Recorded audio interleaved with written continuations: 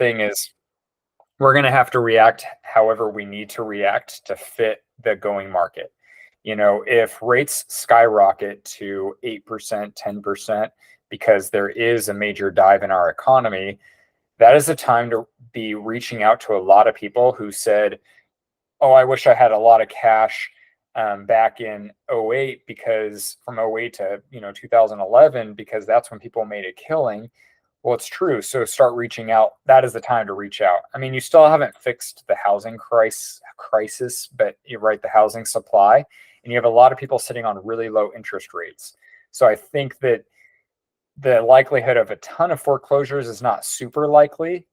However, you still have the credit card debt issue. So people could have really high credit cards but it's unsecured debt. So when people miss payments on their credit cards, there's not really a huge ramification. They're not over here seizing your assets because it's unsecured debt. So there's a lot of weird things right now that it's like, I don't think there's going to be such a major dive in prices because there's too many things in place that would prevent that. You don't have a lot of people that are going to foreclose on their house, but you will see some increase in foreclosures. So we just have to be able to react to that way to say, okay, who are going to be the people to sell? Who are going to be the people to buy? Property taxes still go up. Insurance goes up. Working the people the empty nesters is going to be a huge thing. Everyone should probably start putting a decent amount of focus in, if you're putting any focus into an area or a market you're working in. What do I mean? People who have 5-bedroom houses, 4-bedroom houses, and all their kids are gone, there's a way to figure it out through Title Toolbox, either with Fidelity or Old Republic Title, whatever company you want to use. But there's ways to find what we call empty nesters. I don't fully remember how they know this. I think they get the people's birth dates and estimate, like, hey, if someone is 50 or 55 plus, or hitting 60, and they're in a 5-bedroom house, they're probably an empty nester. Well, the thing is most people don't want to buy a new house because, like, let's say I bought my 5-bedroom house back in 2010. That 5-bedroom house, let's say, was worth in 2010 $300,000. Well, I'm paying 1.25% based on $300,000, and however little bit that the county has increased it over the years. So maybe I'm paying 1.25% per year on $375,000, but my value of my property is $900,000. Okay. But if I wanted to go and buy a 3-bed, 2-bath that's smaller, more manageable, well, that's $500,000. And so now I'd be paying 1.25%, even though I'm paying cash for the property. Actually, I'm having a much higher bill because I'm paying 1.25% on $500,000 versus my $375,000. And for people who are on a fixed budget and you already are dealing with inflation going up, that becomes a big issue. So a few years ago, actually, I don't even remember, 2019, they came out and I think it was in 2018, they came out and they said, okay, you can transfer your tax basis. So if you're paying 1.25% on $375,000, you can transfer that to the new property, because the life cycle of houses is someone buys their starter home, then they have a family, and they need to upsize and upsize until all the kids move out, and then they downsize and downsize. And when people downsize, it makes room for people who need to upsize. Well, for this same predicament we're in with property taxes, why would someone ever downsize if they're going to end up adding more bills into their life, higher expenses? So they allowed people to transfer their tax basis. You can look it up. There's an age. They can switch from county to county. It used to be you had to stay in the same county. So if I owned a 5-bedroom house, I'm paying, property taxes on a assessed value of $375,000. I had to downsize within my own county. Now it's anywhere within the state. They try to find ways to open up more room. So if you're looking for ways, when you hear high inflation, high interest rates, whatever it might be, I'd be looking at, who are still going to be the people who, no matter what, are going to move. I would start finding ways to, to move. If you hear a lot of people are moving out of California, or, you have a higher cost of living and inflation is really high, well, people are going to move out of state if there's jobs in other states. So where are their jobs, right? I would look at, hey, what are 6-figure income jobs that are out in the market in other states. Oracle is a huge tech company. Tesla is a huge tech company and rocket company, and they're all moving to Texas. So maybe you should go network with some real estate agents in Texas. There's things you can do, right? That as the market changes, whether it changes for the better or for worse, who are the groups that you're going to market in? Same thing when it comes to investors, when it comes to flippers, when it comes to anything, right? You can move with the market. If the market really starts to improve, then obviously you can stay in our own area and talk to really network with people in our own area to say, hey, there's value in buying homes in California. We have good appreciation, and really focusing on the appreciation. I know on our mortgage side, that's one of the main things I like to talk about and teach is, people might be a little too focused on interest rates. Yes, when you're buying in an area, you should look at other things, not just interest rates. But if you can handle the payment and you're okay with the payment, focus on the appreciation. You don't want to buy in an area, if you're like, I'm waiting for prices to drop, then I would never buy. Why would you buy? Because if you're waiting for prices to drop, then you're buying in an area that doesn't have increasing value. And that's like the opposite of home ownership. Home ownership is, I can buy a property and it's going to increase in value over time as long as I just maintain it. If I put updates in it, then that's even better. So I think as we're going or having conversations with people, or we're looking for, what's happening in the economy, you have to kind of tailor fit those situations. Just to be brutally honest, when you have higher inflation, higher unemployment, lower new jobs being created, that usually means people are stressed out a little bit more financially. What is the number one leading cause of divorce? Financial stress. Not to say that we should all be ambulance chasers, but we have I think he just left, a family attorney, so a divorce attorney, in our office or in the building, and he called me to ask about how much we paid. And he said, hey, he's got clients he'd love to send our way. I think everyone should be going out there and finding these people to network with, right? Networking is huge, but networking in the right group based on what's happening is going to be even bigger. I knew people who, I remember this lady, I don't remember her name though, Terry something with Keller Williams. Her license was as new as mine. And in 2021, she had listings left and right. And I was like, how the heck does this lady have so many listings in Sacramento? And I finally got a chance to talk to her because she represented a buyer on one of my deals, and I really had to make it work. And she said, thank you so much. I said, by the way, how do you get so many listings? She goes, well, my husband, and pretty much the industry I just came from was the attorney industry, divorce attorneys. So trust and divorce. But then she also got involved, her job was in relocation. And so she worked with some relocation companies. So every client seller she had, she was getting them from a relocation program. That doesn't mean that you can't start your own relocation program.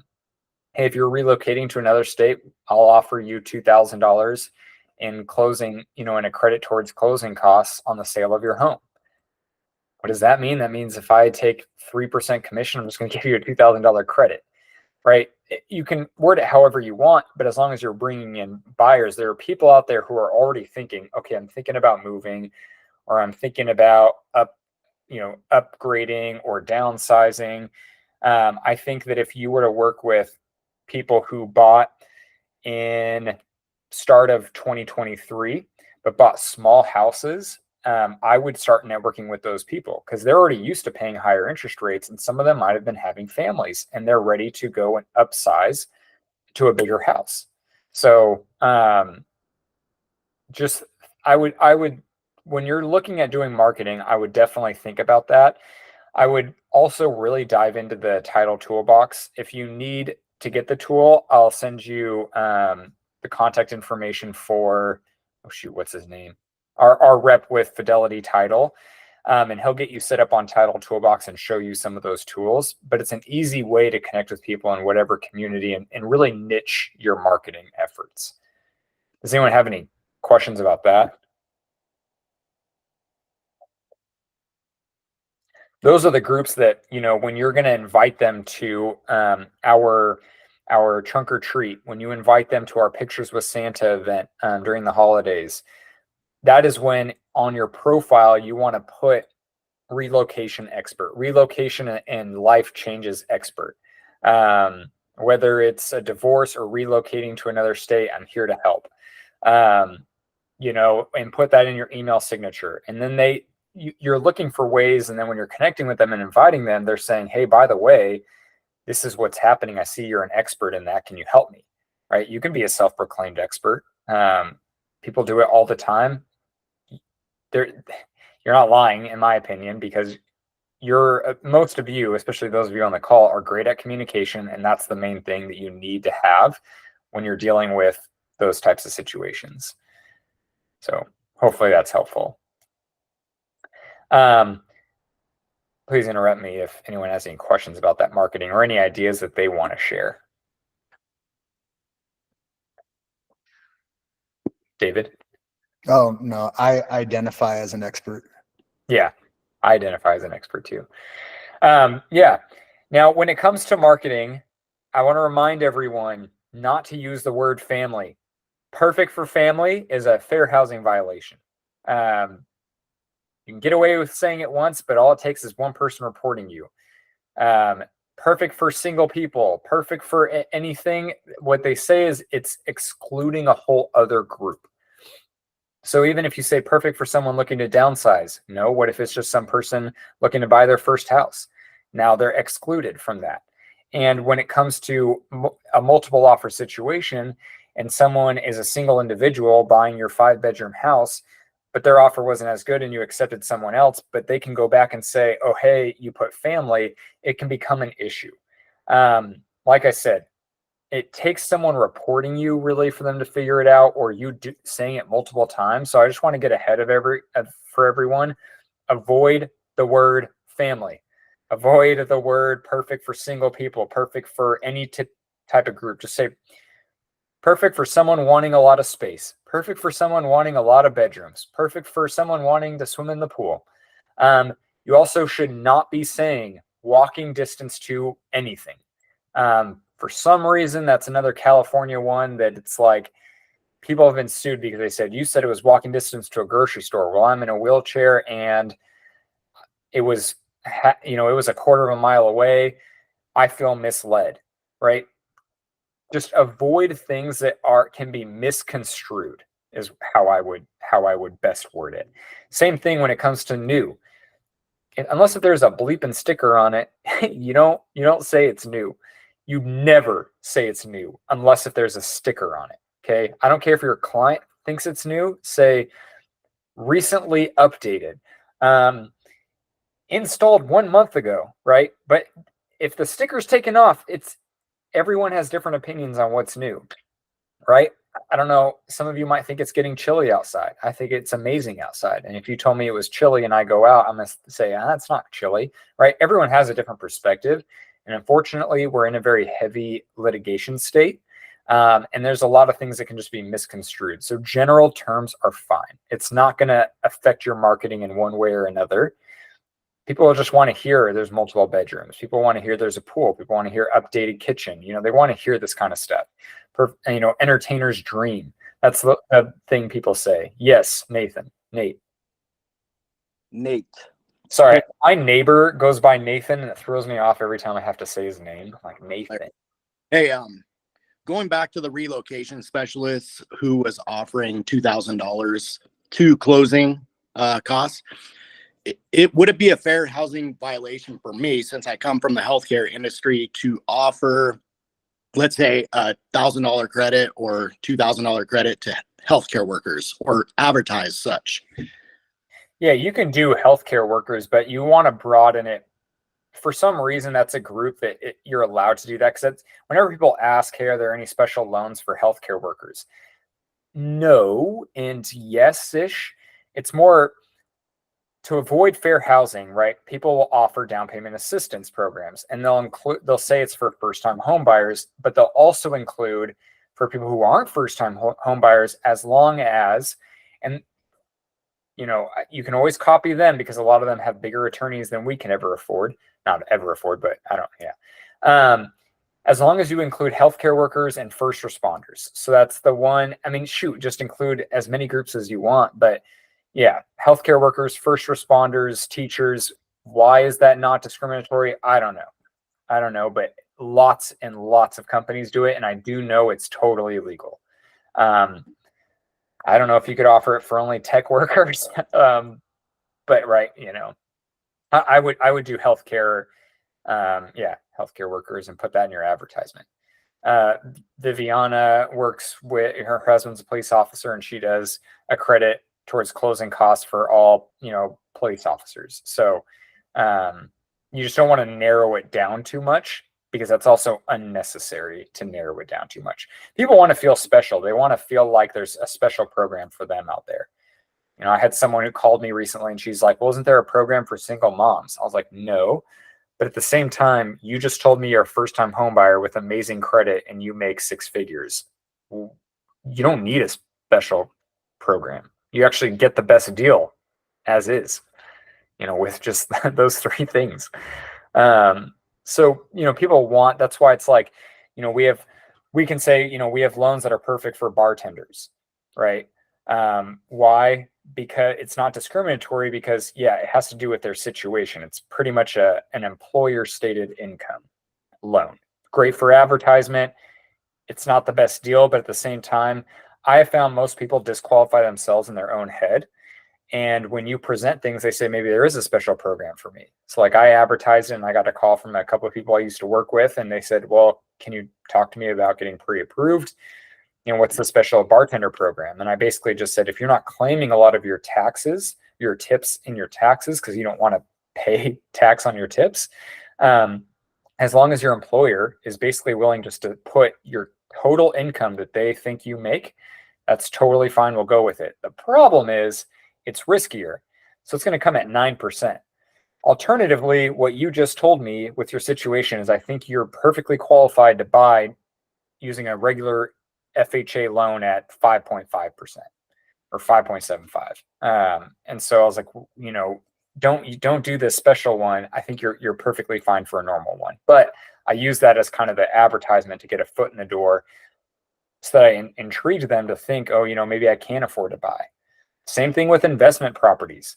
There are a lot of people sitting on a lot of cash.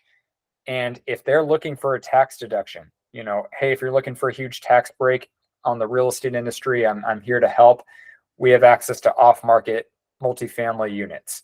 You'll have people that'll say, hey, can you help me find a duplex? Yeah, I hear you have access to off-market. Yeah, but have you seen this one that's on market that's selling at a 9% cap rate? That's amazing. That means as long as you have 20% to put down, you're probably going to qualify with a DSCR loan, debt service coverage ratio. So you don't count any of your own income. Mary? I did say something. Were you going to say something? Ah. Whenever you guys unmute yourself, I figure you're going to probably ask something. So. Oh, sorry. Could you hear me? Yeah.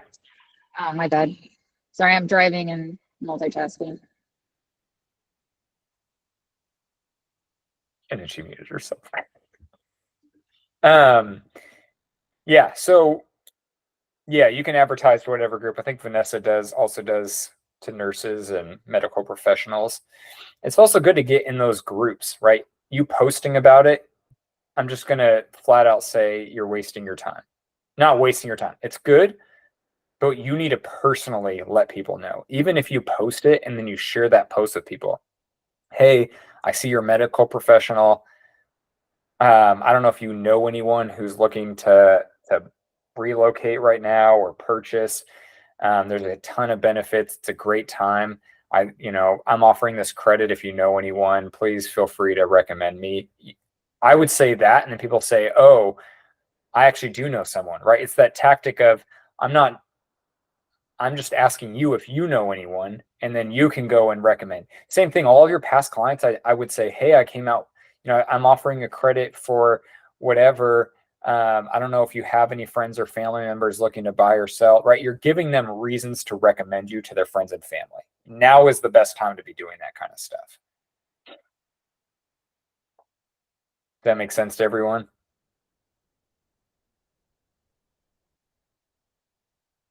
Make a plan. I mean, I think that's the biggest thing that I've been hearing in every group is make a plan and just execute it.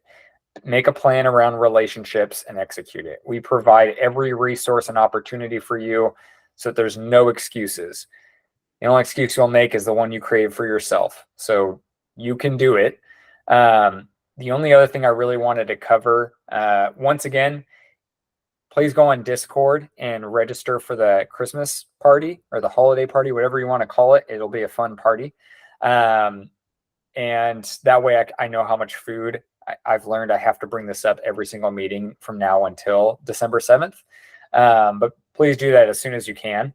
And then a big thing I wanted to talk about today as well is make sure you all are really monitoring and being careful with your email. Fraud is a big thing, and fraud right now has been happening a lot from realtors' emails. Your emails are public information. I strongly encourage you to change your password every so often. When you see an email with a link in it, be very careful about searching and clicking that. Just be very cautious, because I'm finding, and what we're hearing is a lot of the scams that are happening isn't because, other companies, like title and escrow and mortgage companies, their emails get hacked. It's the realtors' emails get hacked. And then subsequently the hacker gets connected with the escrow and title agent, and that's how they get hacked. So just be very careful with your emails. Yeah. That is pretty much it. That's all I have. Tomorrow we're going to do a class. I'd love for anyone who's able to make it. But we're going to do a class on, sorry, I'm getting weird emails, but we're going to do a class on how to negotiate repairs and what to bring up and not bring up, because we're having a few people calling me with help, which I love when people call. Just there's some perspectives, right? Like to me, if the listing agent hasn't sent back certain forms signed by the seller, I do not care until I've gotten what I want in my request for repairs. Then I can harass them about unsigned documents. But until then, you're killing your opportunity to get a better deal for your client. Not like I've seen it with anyone in our company, but I've seen it with others where I did the loan and the agent went and freaked out about them not missing an initial on one of the seller disclosures. And it's like, dude, you're trying to get a $5,000 credit, and all you did was piss them off because you harassed them. Harass them later. So we're going to go over that tomorrow and how to ask for it. When do you put things on a request for repair? When do you put them on an addendum? When do you use an amendment? But what are the strategies to take with that? And that way you all can feel confident and better prepared. So that'll be our class tomorrow. And then no class Thursday of next week, in observance of, I love how everyone says that for every holiday, in observance of Halloween. But no, because I'm going to be busy having fun.